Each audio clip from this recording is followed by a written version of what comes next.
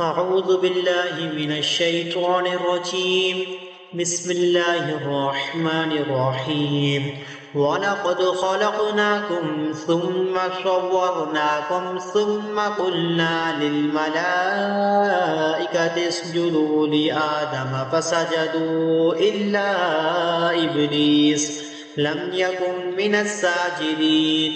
ترجمہ: اور بے شک ہم نے تمہیں پیدا کیا، پھر تمہاری صورتیں بنائیں، پھر ہم نے فرشتوں سے فرمایا کہ آدم کو سجدہ کرو، تو ابلیس کے سوا سب نے سجدہ کیا، وہ سجدہ کرنے والوں میں سے نہ ہوا۔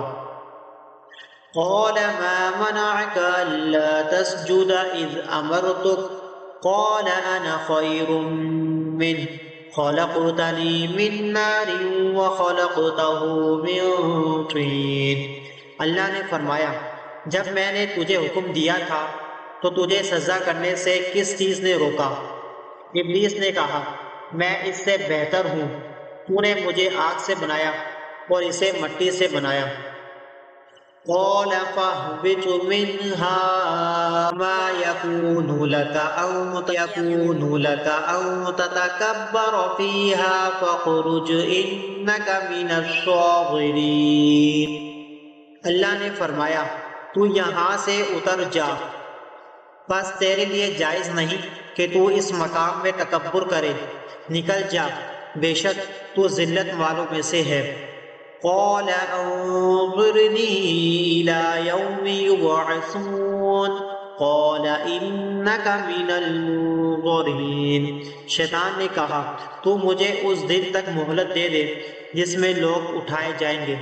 اللہ نے فرمایا، تجھے مہلت ہے۔ قَالَ فَبِمَا أَغْوَيْتَنِي لَأَقْعُدَنَّ لَهُمْ صِرَاطَكَ الْمُسْتَقِيمَ ثُمَّ لَآتِيَنَّهُم مِّن بَيْنِ أَيْدِيهِمْ وَمِنْ خَلْفِهِمْ وَعَنْ أَيْمَانِهِمْ وَعَنْ شَمَائِلِهِمْ وَلَا تَجِدُ أَكْثَرَهُمْ شَاكِرِينَ۔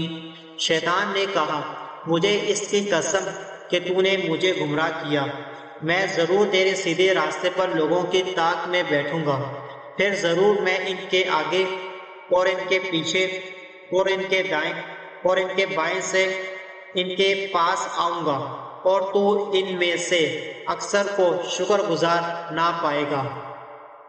قَالَ اخْرُجْ مِنْهَا مَذْءُومًا مَّدْحُورًا لَمَن تَبِعَكَ مِنْهُمْ لَأَمْلَأَنَّ جَهَنَّمَ مِنكُمْ أَجْمَعِينَ۔ اللہ نے فرمایا، تو یہاں سے ذلیل و مردود ہو کر نکل جا، بے شک ان میں سے جو تیری پیروی کرے گا تو میں ضرور تم سب سے جہنم بھر دوں گا۔ قَالَ اخْرُجْ مِنْهَا مَذْءُومًا مَّدْحُورًا لَمَن تَبِعَكَ مِنْهُمْ لَأَمْلَأَنَّ جَهَنَّمَ مِنكُمْ أَجْمَعِينَ۔ اللہ نے فرمایا، تو یہاں سے ذلیل و مردود ہو کر نکل جا، بے شک ان میں سے جو تیری پیروی کرے گا تو میں ضرور تم سب سے جہنم بھر دوں گا۔ صدق اللہ العظیم۔